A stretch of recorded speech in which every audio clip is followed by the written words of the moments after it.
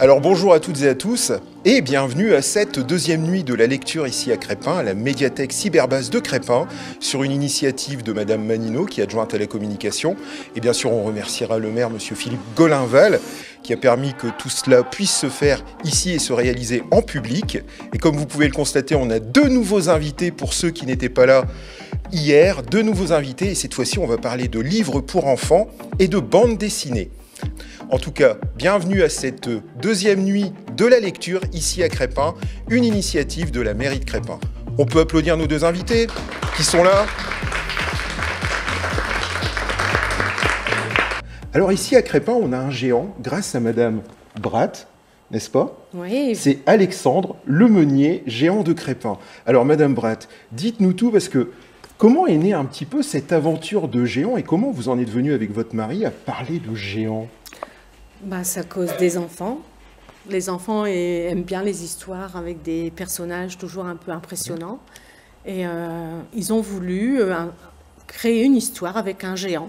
Donc on a fabriqué une histoire en 2008, je crois que c'était en 2008. Donc j'avais des CE1. Et donc voilà, ils ont inventé un personnage. Ils lui ont donné un prénom, ils lui ont donné des passions. Il aimait bien écouter la musique classique, il aimait bien aller se promener dans les champs. Donc il lui a inventé toute une vie. Et on a eu cette année-là l'occasion d'aller voir au Boulon, je crois que c'était au Boulon, les géants à cette époque-là de Condé. C'était des géants en marionnettes. Donc ça a cheminé, et puis... vers le mois de février, donc ça c'était depuis septembre, vers le mois de février, je dis aux enfants, si on le faisait ce géant, donc alors oui, c'était parti. Donc avec eux, on a fabriqué la tête. La tête d'Alexandre a été faite avec les enfants. Alors, il faut préciser, Madame Bratt, Alexandre est né à l'école Bellevue de Crespin. À l'école ça, Bellevue. je pense que c'est important de le préciser. Moi, il a été fabriqué donc par les enfants, ça vous nous l'avez rappelé. Depuis 2008, Alexandre Lemeunier accompagne une grande partie des déplacements des Crépinois. Oui. Là aussi. Et il a même son nom qui orne un chemin officiel de randonnée ici dans la localité. Alors dites-nous tout, parce que le président des randonneurs pédestres de l'Ogno, je ne le vois pas, mais apparemment vous avez un chemin ici à Crespin qui s'appelle Sur le chemin d'Alexandre, officiellement un chemin officiel de randonnée. Alors dites-nous tout, comment c'est arrivé tout ça? C'est un projet encore à l'école Bellevue, donc c'était Madame Taffin, elle avait des CM1, et elle a été mise en contact avec Monsieur Gradepanche et ils ont créé ce chemin, donc à travers le village, ils ont donc essayé de faire un tour où on pouvait voir tous les éléments du patrimoine du village. Et d'ailleurs, je vous encourage à aller aussi voir les 3 colonnes ou 4 colonnes qui ont été désherbées il n'y a pas si longtemps que ça par les services techniques. Elles sont très belles et vous pouvez aller les voir. Et notamment aller aussi du côté de l'Ogno, tout simplement, aller voir ce qui reste du moulin. Puis vous allez aussi apprécier les petites chutes du Niagara crépinoise. Vous allez voir, c'est très très beau. En tout cas, depuis 2008, Alexandre Lemeunier donc accompagne une grande partie des déplacements des Crépinois. Il a même donc son nom qui orne un chemin officiel de randonnée ici dans la localité, sur le chemin d'Alexandre. Donc on découvre le patrimoine, on écoute les contes de Bernadette. Oui, Bernadette. On y chante la chanson d'Alexandre. Alors dites-nous tout, les contes de Bernadette, c'est quoi ça exactement, les contes de Bernadette? Bernadette, elle a une association les souffleurs de mots. Et... on l'invite quand on fait la marche d'Alexandre au mois de septembre. Oui, parce qu'il faut préciser qu'ici à Crespin, il y a une marche qui est organisée avec les randonneurs pédestres de l'Ogno. C'est le 3e dimanche du mois de septembre. Et là, vous avez Monsieur Bratt qui porte Alexandre le géant, qui rentre dans le géant et qui se promène avec tous les Crépinois. Et on fait tous les il n'est pas tout seul. Voilà. On a plusieurs hommes qui portent. Mathieu qui est là, il porte aussi. Mathieu est là. Vous allez voir, il est grand, il est fort, il est costaud. C'est Mathieu, c'est le seul et l'unique ici à Crespin. Il y a plusieurs porteurs hommes, oui. Et en effet. Et dites-nous tout, j'ai un petit peu une question parce que je me suis renseigné et même on y a tourné un court-métrage. Oui, c'était par rapport au chemin d'Alexandre en fait. Donc ce chemin a été créé et j'ai participé à un projet à RTS, c'était un artiste qui venait à l'école. D'accord. Et moi j'avais le projet de faire carrément une vidéo sur le chemin d'Alexandre. Ah oui, donc vous avez été réalisatrice. On a fait ça. Et c'était, franchement, C'était une réussite. c'était une réussite. Et on a fini à la nuit tombée dans la cour de l'abbaye avec le géant, les lampions. Et... Ah ouais, c'était un beau moment projet unique. aussi. Ouais, franchement, ouais.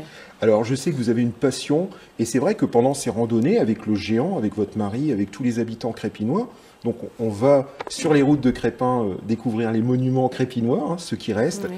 et c'est vrai que c'est une très belle ville, en fait, lorsqu'on fait le tour.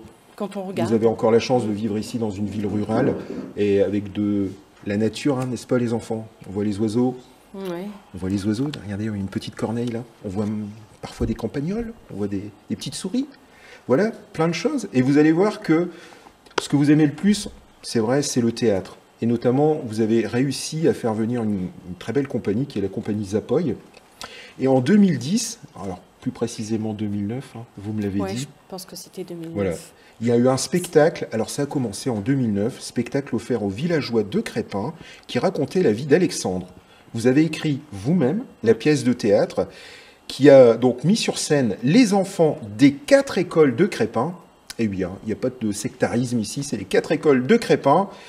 Voilà, de la maternelle au CM2, des marionnettes, des ombres chinoises, Ouais. des chants. Alors, dites-nous tout, expliquez-nous un petit peu. Bah, c'est un beau projet, franchement. On m'avait sollicité pour participer à un projet qui réunirait les 4 écoles. Donc j'avais une histoire sous le coude et donc ça a servi pour faire ce spectacle. Donc, Beaucoup de joie, beaucoup de bonne humeur. ouais, super, c'était vraiment bien. Et de voir que les petites maternelles, ils avaient fait leurs marionnettes et qui intervenaient sur scène, et les grands qui faisaient du théâtre, vraiment, vraiment bien mené, quoi. Moi, je faisais les ombres chinoises avec les CE1, et il y avait les CE2 de Madame Krelka qui chantaient les chansons qu'on avait inventées pour ce spectacle-là. Eh bien, Avec comme Monsieur quoi, hein. Zapoy et Zapoy, enfin la compagnie Zapoy, c'était vraiment avec Denis Bonnetier. Il a vraiment apporté la touche professionnelle pour les grands. Franchement, c'était vraiment. Vous faites un cadeau là aux enfants. Hein. Ah ouais. Parce que ça, c'est C'est un vrai vrai. cadeau. Hein. Du théâtre, on va dire, des marionnettes, mais ça on reviendra plus tard. Et en fait, tout un cheminement qui va vous mener progressivement vers votre premier livre en 2018. Premier album, il arrive, Noël 2018. Alors, écoutez bien parce que c'est Noël 2018. Premier album, donc, il arrive. Je vais vous le montrer. Il est ici. Regardez. Voilà, il est là. C'est le premier album. Voilà. On peut le regarder, Oui. je vous le laisse, et je pense que vous allez en montrer quelques extraits. Donc, premier album en 2018, sujet voilà, important, traité, à vos yeux, accepter les différences, ne pas juger les gens au faciès, bref, vous luttez contre l'exclusion. Voilà.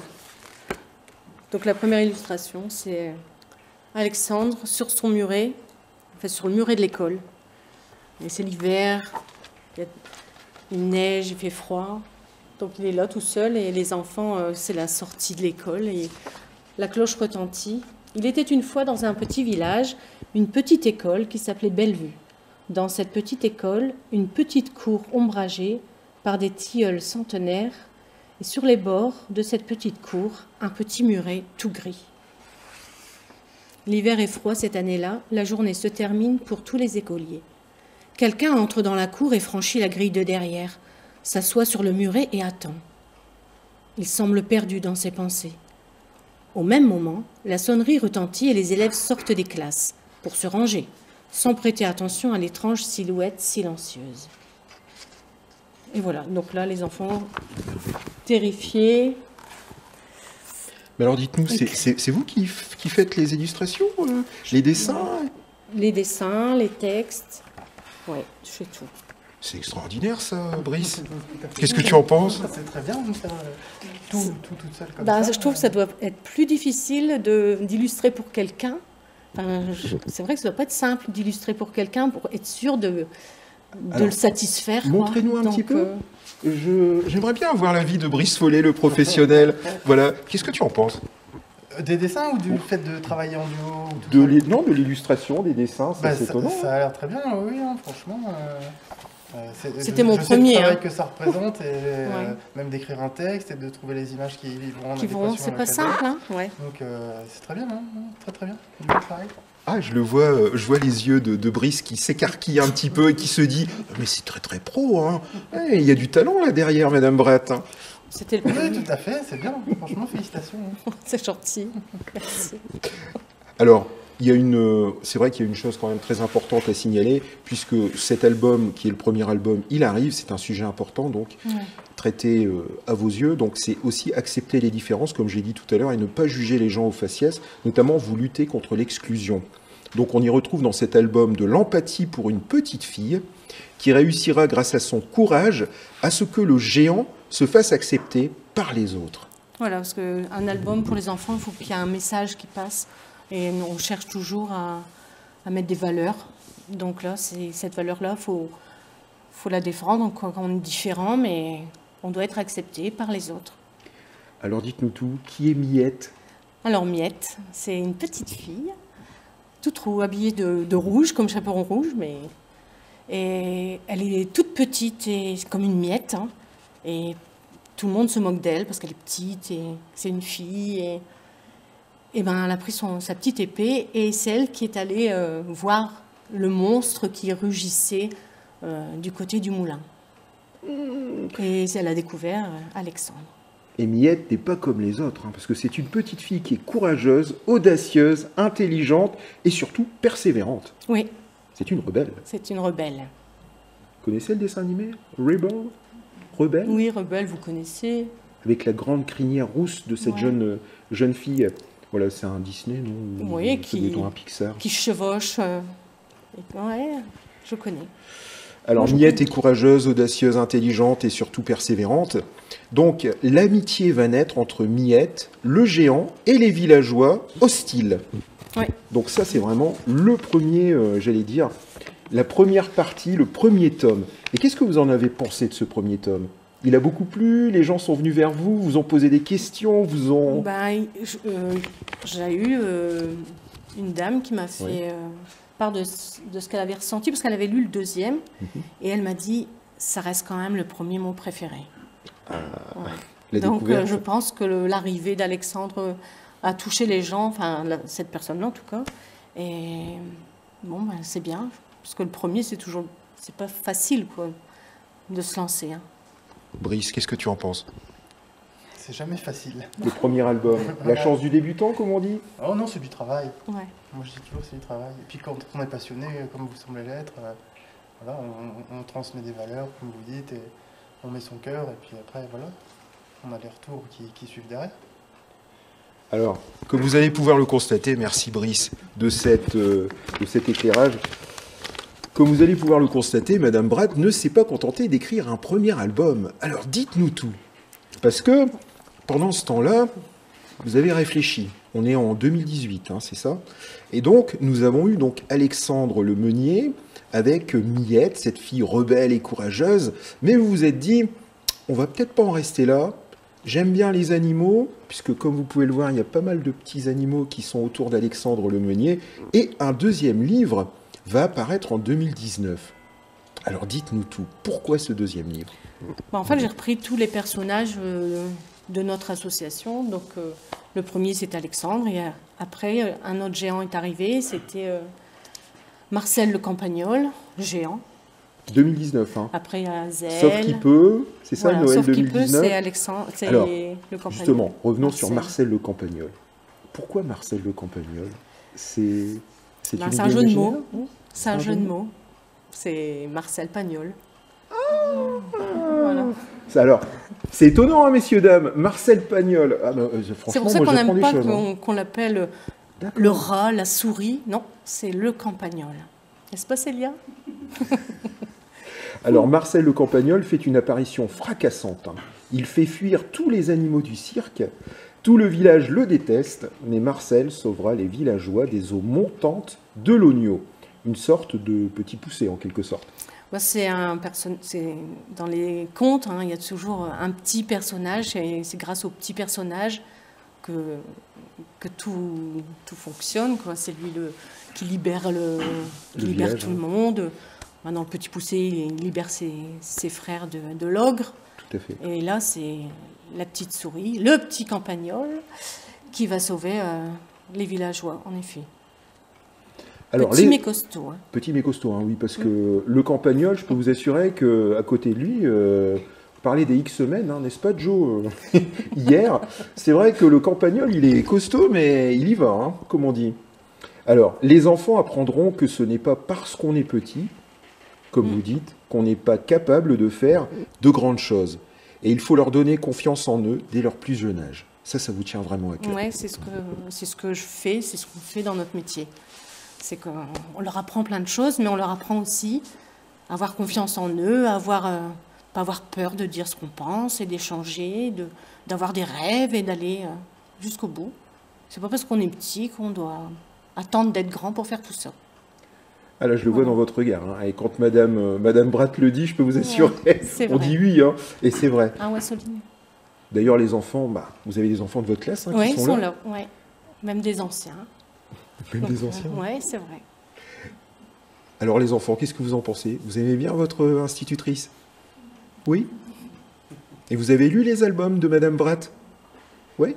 Vous les avez regardés? Ils ont même acheté. Hein. Ils ont même acheté? Ouais. Ouais, je vois Ils ça. les ont dans leur bibliothèque. Et ils vous regardent avec des yeux étonnants. Vous savez que c'est impressionnant hein, d'ici de vous regarder et d'être, j'allais dire, en votre compagnie. Alors, Madame Bratt, il faut quand même qu'on parle de vous un petit peu. Voilà, je sais que c'est la partie que vous n'aimez pas tellement. Ouf. Voilà, mais on va parler de vous. Vous êtes la 5e enfant d'une famille de 6 enfants. Oui, je suis l'avant-dernière. Donc, j'ai une grande sœur, j'ai 3 grands frères et une petite sœur. D'accord. Et alors, ils ont aussi une valorisation, ils sont aussi intéressés par l'artistique ou ils sont complètement dans des domaines différents? Alors, pas du tout. Pas du tout? Non. Ma grande sœur est infirmière, mes frères sont instits, et ma petite sœur, elle est dans la police. C'est vrai que c'est varié. Hein. Ouais. Donc, il n'y a que mon père, en fait, qui était... Alors, votre père, énormément... justement, était enseignant dans le primaire aussi. Ouais. Hein. C'était aussi un enseignant, donc, dans un petit village du Pas-de-Calais. Bouvigny-Boyeffle. C'est connu pour l'antenne. Il y a une grande antenne, quand on va à la mer, on passait par là, il y a une très grande antenne, et au pied, c'était notre village. Alors, un père passionné de peinture. Ah ouais, alors... ouais. Dites-nous tout. Qu'est-ce qui le passionnait le plus, votre papa? Mon père, il peignait tout le temps, il dessinait tout le temps, il y avait toujours quelque chose à dessiner, il ne s'arrêtait jamais. Jamais, jamais, jamais. Vous étiez attentif, vous le suiviez? Ah ouais, j'étais sa grande fan. J'en ai dans ma maison, enfin, tout le monde a ses tableaux et partout, il y en a chez tout le monde. Donc le dessin, c'est lui, c'est par lui que j'ai aimé dessiner. Complètement. Et même, on va même aller encore plus loin, puisque vous parlez de vos frères et de vos sœurs. Comme vous dites, mes frères et sœurs m'ont vu grandir, m'ont guidé, m'ont charrié, bousculé, consolé, protégé, et aussi ils m'ont aimé. Bah oui. C'est une belle déclaration. Quand on est 6, il se passe tout ça. Hein. C'est vrai que faut se faire pousser un petit peu de temps en temps, se faire bousculer pour pouvoir réagir. Hein. Ça faisait partie de... Ah oui, moi ça m'émeut et en même temps parce que on sent que vous aimez vraiment votre famille et on sent que vous avez vraiment voulu leur rendre hommage, hein, même dans le bouquin, hein, puisque dans chaque page de vos livres, comme vous dites, vous avez glissé leur binette. Ouais. Ça c'est amusant ça comme expression. Ouais, dans chaque album, j'ai mis mes frères, j'ai mis mes sœurs, je les ai dessinés. Mon père. Ouais. Alors Donc écoutez, là, il ne me reste plus qu'un album. Il va falloir que je place ce qui reste, mais je vais y arriver. vous allez y arriver, vous allez y arriver. Ouais. Alors, justement, deuxième album, il est ici, Sauve qui peut, n'est-ce pas? Il est ici. Alors ouvrez-le parce que montrez un petit peu les illustrations, les dessins, c'est absolument magnifique. Donc d'abord, le titre dans Sauve qui peut, on peut le comprendre de 2 façons. Allez-y. Ben, je sais pas, il y a Sauve qui peut, sauvons-nous. Mais il y a aussi sauve quelqu'un si tu peux. D'accord, Voilà. c'est subtil. Hein. Oui, ça. Alors, Sauve qui peut. Alors, montrez les petites illustrations là aussi. Donc le premier album, j'avais travaillé plutôt la technique de collage. Donc je mettais du collage et du dessin en même temps. Dans le deuxième, c'est plus donc c'est des dessins et j'ai mis des tampons. J'ai mis donc c'est dessiné C'est retravaillé avec Photoshop et tout autour, c'est des tampons que j'ai fait avec des grandes gommes. J'ai gravé des gommes et j'ai essayé d'en vous en C'est magnifique montrer. parce qu'il y a du noir et blanc, il y a de la couleur, il y a plein d'éléments différents de création. Donc tout ça, c'est des tampons. Donc il y a le dessin, noir et blanc. J'ai retouché en couleur. Voilà. Donc ça, c'est le deuxième album. Je l'ai traité comme ça. Ah oui, on est interrogatif, hein, on regarde, on se dit, mais c'est étonnant. C'est vous qui avez tout fait, Oui. tout réalisé. Brice Follet n'en revient pas. Ah, je vous le dis, il n'en revient pas, moi aussi. Hein. Je suis toujours admiratif devant parce que je trouve ça très très beau, très Ouais, très on bien sent fait. qu'il y a de la réflexion dans vos images, il y a de la construction, c'est réfléchi, c'est travaillé, quoi, ça se voit. Hein. Ouais. C'est étonnant, hein. C'est étonnant, Madame Bratt. Hein. Vous avez 1001 talents et comme vous le dites, côté technique, vous avez utilisé la technique du collage. Ça, C'est ça c'était dans le premier, ouais. Dans le premier, Dans le la technique du c'est collage. Et là, c'est Pour le du premier dessin livre. et des tampons. Et là, vous me dites les tampons gravés dans la gomme Ouais. pour le deuxième. Oui, j'ai fait ça. Les tampons gravés Donc dans on fait la gomme. juste le dessin et puis en fait, j'ai rajouté pour les éléments de décor des tampons ancrés. Et même pour le troisième, c'est l'aquarelle. Ouais, le troisième. On va en parler. On va en parler de ce troisième album. Comme vous pouvez le voir, c'est assez copieux. Hein. Premier album, 2018, deuxième, 2019. Ah oui, il en faut un par an. Hein, parce que les enfants à Noël, ils attendent. Hein. Alors, dites-nous tout, parce que vous avez une passion qui est... Alors, cette passion pour la linogravure. Ah ouais, ça, c'est... Expliquez-nous ce qu'est la linogravure. Bien, vous creusez comme dans une gomme, mais vous creusez dans une plaque en lino. Ouais. Donc, vous enlevez de la matière et ensuite vous ancrez ce qui reste et vous mettez une feuille dessus. Ça, c'est fait... Cette couverture-là, c'est en lino. Donc, tout ce qui reste, tout ce qui est bleu, c'est ce qui reste. Donc, il faut creuser tout ce qui est à côté. Donc, tout ce qui est là, il faut creuser et vous laissez juste un petit trait en relief qui va accepter l'encre. Et ensuite, vous posez la feuille et vous appuyez, vous roulez. C'est incroyable. Hein. Voilà. La technicité, c'est vraiment quelque chose d'assez étonnant, puisque vous maniez un petit peu toutes les techniques créatives qui peuvent un petit peu exister et qui sont abordables pour monsieur et madame tout le monde. Bah oui. Et vous le faites très très bien. Qu'est-ce que vous en pensez? Dites-nous tout. Ils Vous ont êtes fait de la admiratif? gravure, eux, hein. Même les enfants. Ouais, ils ont fait de la gravure. Alors, justement, il y a un troisième livre qui apparaît en 2021 cette fois-ci. Alors là, 2019, 2021, Il y a un trou. il y a un petit trou. Alors dites-nous tout. Que s'est-il passé? C'est le Covid. Voilà. Il n'y a pas eu de marché de Noël Eh cette oui, année-là. la crise sanitaire, Ouais. et il n'y a pas eu de marché de Noël. Parce que si un jour vous voyez Madame Bratt sur le marché de Noël de Crépin, d'ailleurs je vous invite à venir donc découvrir le marché de Noël de Crépin, comme tous les ans, vous avez Madame Bratt, et vous avez ses albums, et vous avez aussi toute sa passion, et surtout la sortie du nouvel album. Alors, troisième livre en 2021, Voleuse, attends un peu si je t'attrape, troisième album, Noël 2021.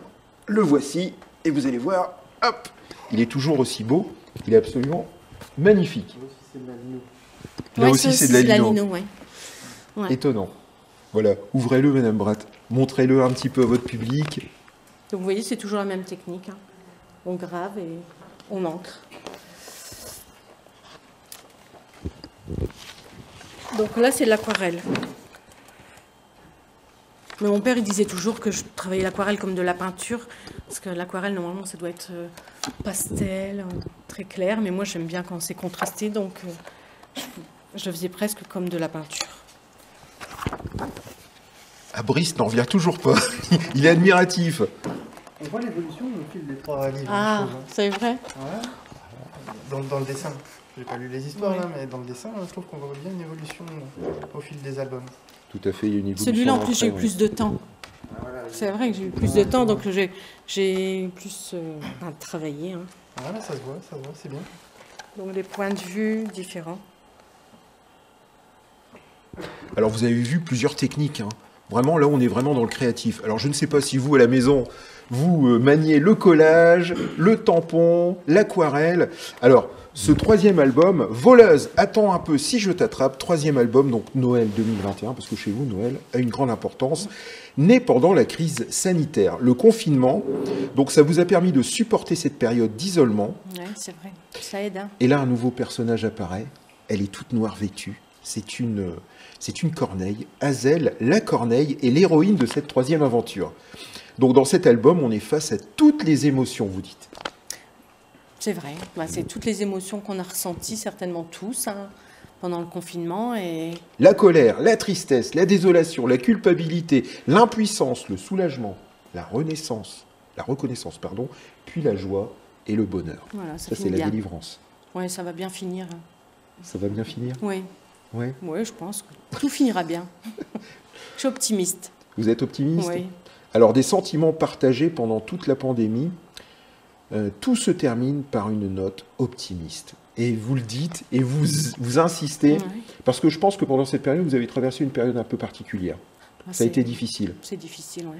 Même pour les gens comme vous, créatifs, etc., ça a été compliqué et difficile. C'est toujours difficile. Hein. Ouais. Alors, troisième livre en 2021. Et j'ai appris, parce que ce qui vous intéresse aussi dans le livre, c'est la fonction même du livre. C'est-à-dire, je ne sais pas si vous connaissez les métiers du livre, messieurs, dames. Si je vous dis métier du livre, attention, pas les métiers de la publication du livre, les métiers du livre. Ça vous dit quelque chose? Là, je vous vois interrogatif. Bah oui, parce que quand on parle de reliure, relier un livre, il se passe plein de choses avant.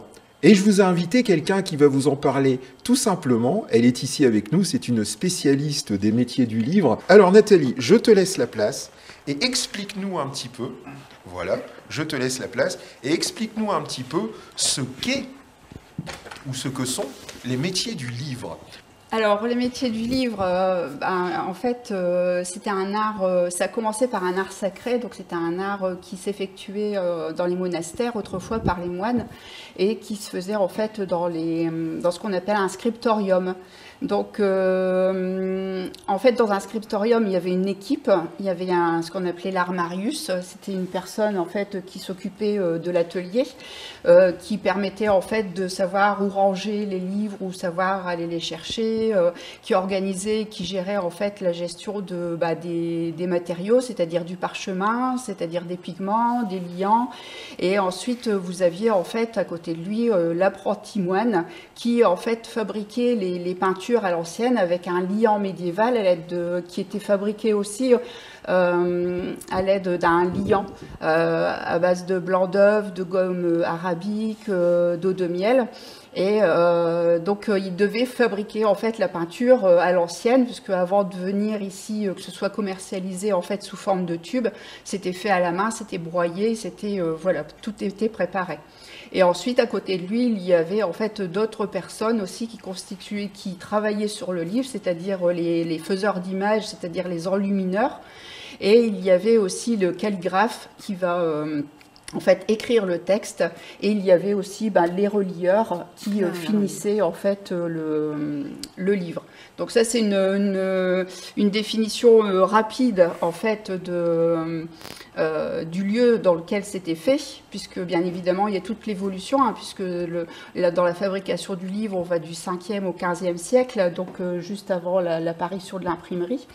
Et tout était fait à la main. C'était un art dit sacré au départ, puisque c'était en fait pour aller porter la bonne parole en fait sur les terres. Mais par la suite, à l'avenue des universités, il a fallu fabriquer des ouvrages sur des thèmes divers et variés.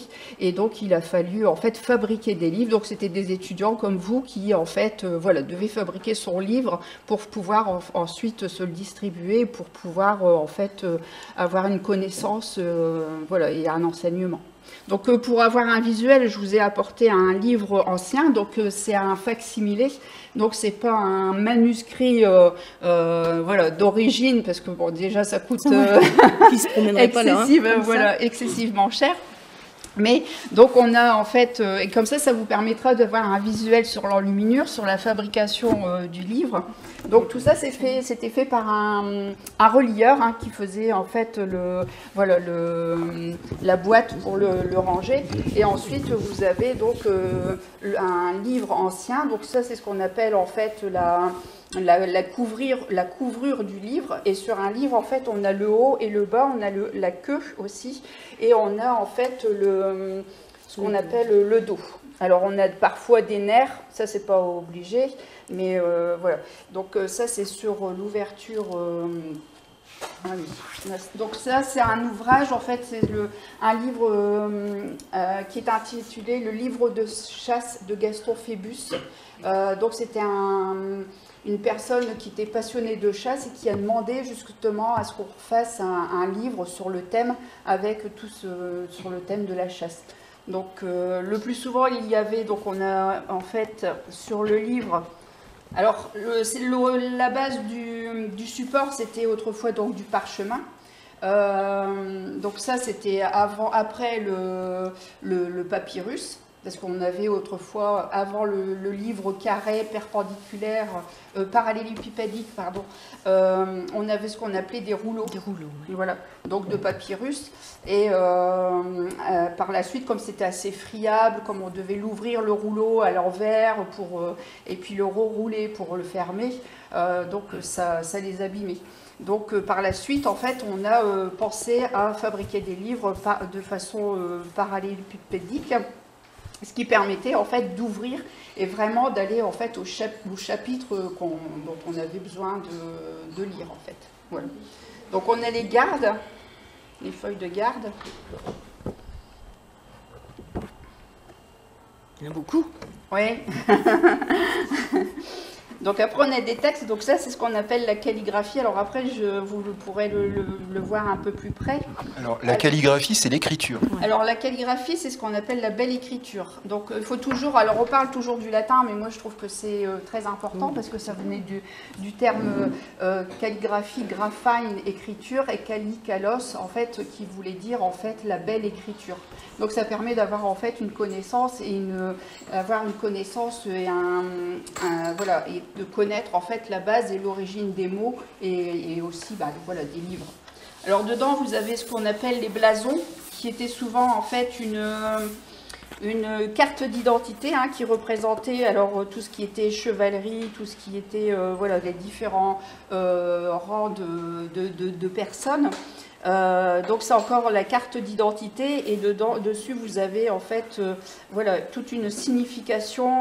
Vous avez le blason venait en fait, c'est pareil, de blason, qui voulait dire, ou blasonner, c'est-à-dire encore le souffle divin, et donc ça permettait en fait d'identifier les personnes qui étaient souvent à cette époque-là, au Moyen-Âge, en fait en armure et avec un homme qu'on ne reconnaissait pas. Ça permet en fait, ça permettait de les identifier sur les champs de bataille en fait. Donc si t'as pas le bon blason, c'est bon, on peut te... Voilà, voilà sur ce trompe. Alors là, alors c'est pareil, hein, au niveau des langues, vous ne voyez pas trop, mais en fait, il y a des lignes. Alors c'est ce qu'on appelle des colonnes, parce qu'en fait, sur un livre, il y avait aussi en fait ce qu'on appelait la réglure. Tout ce qu'on voit en fait sur les cahiers d'aujourd'hui, qui sont pré-imprimés, en fait, tout ça c'était fait à la main. Donc il fallait qu'ils percent en fait tout le long. En fait, pour constituer leur ligne, ils laissaient aussi des encarts blancs pour permettre à l'enlumineur en fait de faire son image. Alors je t'interromps parce que on était à la calligraphie, donc ça c'est l'écriture, c'est-à-dire là l'écriture voilà, qui est ici, en colonne. Et l'enlumineur, alors l'enlumineur c'est la décoration autour de l'écriture, c'est ça? Autour de l'écriture, voilà. Donc en fait ça permettait, parce que c'était vrai qu'autrefois il y a des personnes qui ne savaient pas lire, et donc en fait l'enluminure, afin de comprendre le contenu du texte, ça permettait en fait d'avoir une lecture d'image. Et cette lecture d'image, voilà, ça permettait aux personnes qui ne savaient pas lire d'avoir une compréhension du texte et de pouvoir voilà, avoir une connaissance du texte. Et donc, alors bien évidemment, il y a toujours beaucoup là il y a beaucoup d'écriture, mais par la suite, alors après bien évidemment, dans le contenu en fait de l'ouvrage, c'est vrai qu'il va y avoir des styles différents, il va y avoir ce qu'on appelle des lettrines, il va y avoir voilà, des fonds ouvragés, des fonds meublés. Donc après ça, c'est vraiment toute l'histoire de l'enluminure qui en fait se colle à l'histoire du livre. Et donc là, on a enfin les images. Voilà. Donc vous avez ici l'enluminure et là c'est sur le thème de la chasse. Donc c'était. Alors moi ce que j'aime bien c'est en fait voilà cette lecture d'images qu'on retrouve un petit peu dans les bandes dessinées. Et moi personnellement, j'ai jamais su en fait lire une bande dessinée, mais j'aimais bien regarder justement les images. Et en fait, ça vous devez le savoir, mais l'origine en fait des bulles, c'était ce qu'on appelait les phylactères. C'était les grands rouleaux déroulés en fait, hein, et qui donnaient, alors soit c'était plein ou rempli par un texte, et en fait c'était l'origine des bulles de BD d'aujourd'hui en fait. Ben, dis donc, tu savais ça, Brice? Bien sûr. En tout cas, mille merci Nathalie. Tu peux aller t'asseoir, hein. Je pense que ne pas rester debout quand même, ça serait quand même dommage. Alors, Madame Bratt, on va revenir à vous puisque vous insistez beaucoup sur les remerciements, c'est-à-dire vos enfants, votre famille, Monsieur Bratt, votre mari qui vient d'arriver, qu'on salue, voilà, qui est là, et oui, Monsieur Bratt, hein, qui rentre aussi, voilà, qui porte le géant de Crépin. On peut le saluer aussi, applaudissez-le parce que je crois qu'il a fourni aussi un gros travail. Voilà. Vous remerciez aussi Juliette et Célia pour la relecture. Oui, parce qu'il faut... On a beau faire attention à l'orthographe, à ce qu'on écrit, il y a toujours des fautes ou des espaces oubliés. Enfin, donc ça, il faut faire relire. Et bien sûr, vous n'oubliez pas... Moi, je fais appel à mes petites relieuses. Petites relieuses. Et vous remerciez bien évidemment vos lecteurs assidus de la première heure, vos enfants. Sans eux, on n'existe pas. Hein, si on n'avait pas de... Voilà. Personne pour nous lire. Et vous avez insisté aussi, et je le précise ici, puisqu'on parle de l'école Bellevue de Crépin, vous m'avez dit, et c'est cité aussi dans vos livres, il y a, sur votre biographie, il y a des gros remerciements, notamment à la députée du Nord, Béatrice Descamps, qui était l'ancienne directrice de l'école Bellevue. Là aussi, vous la remerciez parce que vous dites la culture tremplin pour le développement de nos élèves. En fait, la culture est le tremplin pour le développement de nos élèves. Oui, elle nous a toujours suivis. Dès qu'on avait un projet culturel pour les enfants, elle était à 200% avec nous. Hein. Toujours, toujours. Donc c'est pour ça que je la remercie parce que elle nous a jamais dit non. Eh bien, écoutez, c'est magnifique. Alors, nous allons montrer encore une nouvelle fois ces 3 albums. Vous pouvez me les passer, Madame Bratt? Regardez. Le premier album qui se nomme « Il arrive », voilà, sur Alexandre le géant, hein, Alexandre le meunier, géant de Crépin. Le deuxième, « Sauve qui peut », Marcel le campagnol. Et puis le troisième, Hazel, la corneille, voilà, voleuse. Alors, tous ces albums sont disponibles ici à la municipalité, à la cyberbase médiathèque de Crépin. Donc vous pouvez acheter les livres de Madame Bratt sans aucun problème, hein, ou alors, si vous voulez passer commande, hein, si vous désirez en avoir 4, 5, 6, 7, 8, 9, enfin on ne sait jamais. Hein. Vous avez une grande famille sûrement, hein, des amis et tout. Hein, parce que... N'hésitez pas. En tout cas, Madame Bratt, je vous remercie. Un petit mot. Parce que quand on compte bien, il y a 1, 2, 3... Ah oui. Et il nous reste le 4e personnage de la bande. Le 4e personnage de la bande. Alors dites-nous tout. Qu'est-ce qui va se passer? Morosus. Hein. Morosus, c'est le 4e album qui doit arriver pour Noël. Voilà.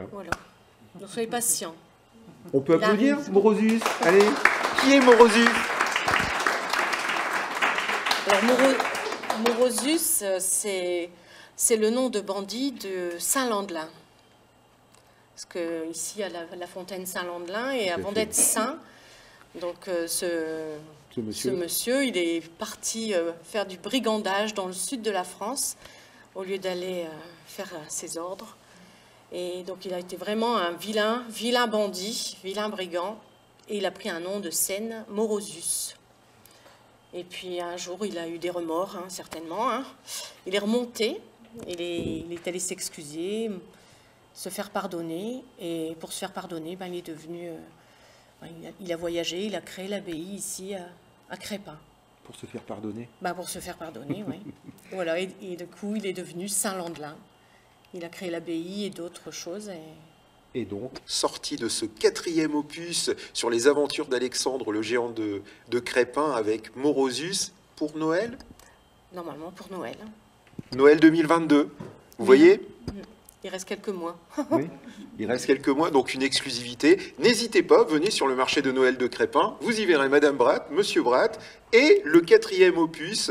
Et toute notre association, hein, on n'est pas qu'à 2. Hein. Et toute l'association, Ouais, bien sûr. L'association, on va le rappeler, est assez nombreuse. Hein. Bon, on est une quinzaine, hein, je pense. Hein. Oui. Ouais. Alors, elle se dénomme comment? Alexandre, géant de Crespin et ses amis. Voilà. On peut applaudir les amis et Alexandre le géant. Merci Madame Bratt.